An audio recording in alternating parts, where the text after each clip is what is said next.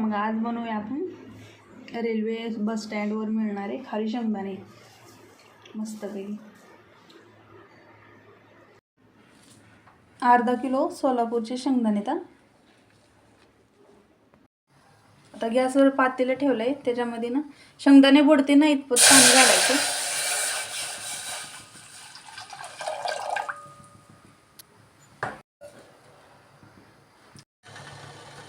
आता पाण्याला उकळी आली, त्यात आपण शेंगदाणे घेतले टाकून घ्यायचे।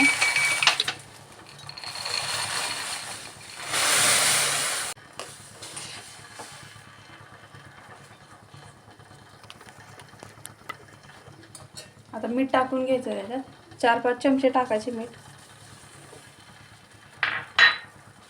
आणि एकदा हलवून घ्यायचं। आता एक उकळी आल्याच्या नंतर आता झाकून ठेवायचं आणि 6 ते 7 मिनिटे असे शिजू द्यायचे। 6 ते 7 मिनिटं झाले तर आपण चेक करू।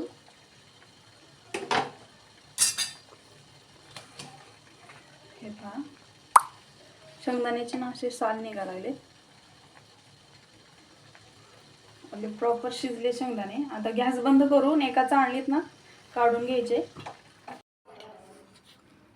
पाण्यातनं ना शेंगदाणे सगळे काढून घेतलेत, अशा एका चाळणीत काढायचे, म्हणजे एक्स्ट्राचं पाणी ना सगळं निघून जातं। आता एक कॉटनचा कपडा घेतलाय, त्याच्यावर एक शेंगदाणे सगळे ओतून घ्यायचे असे आणि असे पसरून घ्यायचे। अर्धा तास ह्याला पंख्याच्या हवेखाली सुकून द्यायचे। हे बघा आता मस्तपैकी वाळलेत, असे थोडेसे ओले राहायला पाहिजे। तर कढई घेतली, त्यात ना आपण मागच्या वेळेस ना यूज केलेलं मीठ घेतलंय, गरम होऊ द्यायचं याला चांगलं। ही गाठी गरम झाल्यामुळे झाल्या, आता फोडून घ्यायच्या।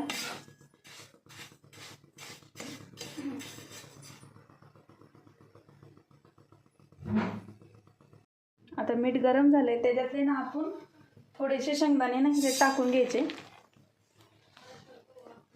आणि गॅस ना मंद करायचा आणि असे हलवून घ्यायचे।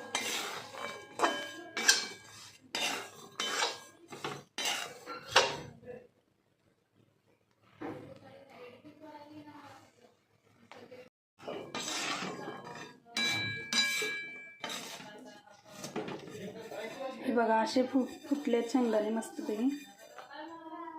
आता ना आपण एका चाळणीत काढून घेऊ, म्हणजे सगळं मीठ निघून जातं आणि शेंगदाणे वगैरे राहतात। हे बघा आता झालंय मस्तपैकी, आपण काढून एका डिशमध्ये ओतून घेऊया। हे बघा असे झालेत, आता आपण ना सर्व भाजून घेऊ। बघा तयार आहे आपले खारी शेंगदाणे, तुम्ही आवाज बघू शकता।